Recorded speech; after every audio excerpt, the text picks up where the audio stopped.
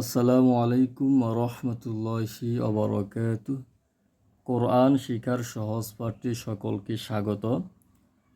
আরও একটি গুরুত্বপূর্ণ সূরা নিয়ে আপনাদের সাথে কথা বলবো। সূরাটির নাম হচ্ছে সূরাতুন নাস মাক্কিয়া, বাংলা লেখা আছে সূরা নাস। আউযু বিল্লাহি মিনাশ শাইতানির রাজিম। বিসমিল্লাহির রহমানির রহিম। কুল আউযু বিরাব্বিন নাস। এখানে অনেকে পড়ে কুল আউযু বিরাব্বিন নাস, এইভাবে অনেকে পড়ে। তো লক্ষ্য করুন, কুল একটা শব্দ, আউযু একটা শব্দ, বিরাব্বিন নাসি জবরের পরে, জেরের পরে, পেশের পরে নুনে এবং মিমে তাসদিদ হলে ওয়াজিব গুন্না। এখানে ওয়াজিব গুন্না আছে। রব্বিন না এক আলিফ টান, কিন্তু ওয়াকফ করলে এক আলিফ মদকে 3 আলিফ টেনে ফুরিতে হয়। এই মদকে বলা হয় মদ্দে আরসি। আর ওয়াকফ করার সময় শব্দের শেষ অক্ষরে এক জবর, এক জের, এক পেশ থাকলে তা বাদ হয়ে যায়। কুল আউযু বিরাব্বিন নাস।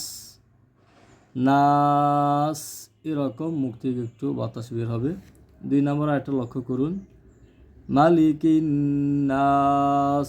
অনেকে এখানে টান দেয়া পড়েন, অনেকে পড়েন মালিকিন নাস। দেখেন এখানে মিমির মধ্যে কোনো খারা জবর, খারা জের, উল্টা পেশ নেই। জবরের পরে খালি আলিফ না, এখানে টান নেই। মালিকিন নাস এটা ওয়াজিব গুন্না।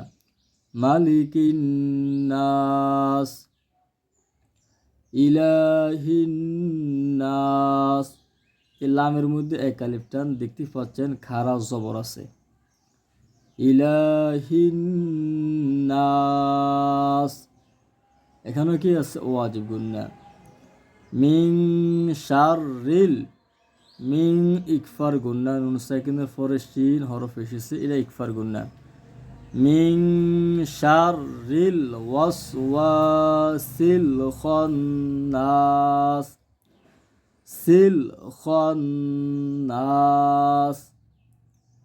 মিন শাররিল ওয়াসওয়াসিল খান্নাস। 5 নম্বর আয়াতটি বেশিরভাগ মানুষই ভুল করে থাকেন, একটু মনোযোগ দেন। আল্লাযী এক আলিফ টান, ইউয়াসউইসু ফি সুদুরিন নাস। ফি এক আলিফ টান, দু এক আলিফ টান, রিন ওয়াজিব গুন্না। ফি সুদুরিন নাস। তো অনেকে এই আয়াতটি পড়েন আল্লাযী ইউওয়াসউইসু ফি সুদুরিন নাস, এইভাবে পড়েন। দেখেন এরকম শব্দ এখানে কিছুই নেই।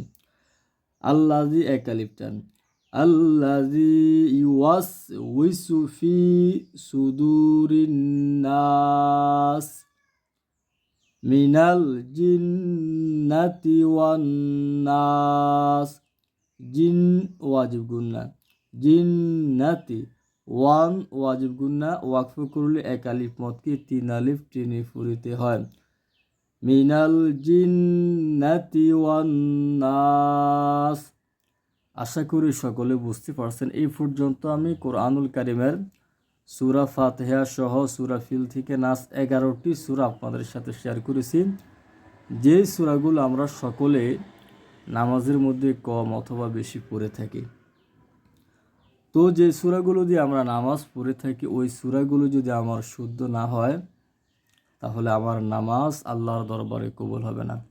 অতএব এই সূরাগুলো বারবার দেখেন, আপনার কাজে লাগবে। এবং নামাজের মধ্যে কোথায় কোথায় ভুল হয় চেষ্টা করবেন, কারণ যে জায়গার মধ্যে ভুল হয় প্রত্যেকটি জায়গা নিয়ে আমি আপনাদের সাথে আলোচনা করার চেষ্টা করেছি। ধন্যবাদ সকলকে।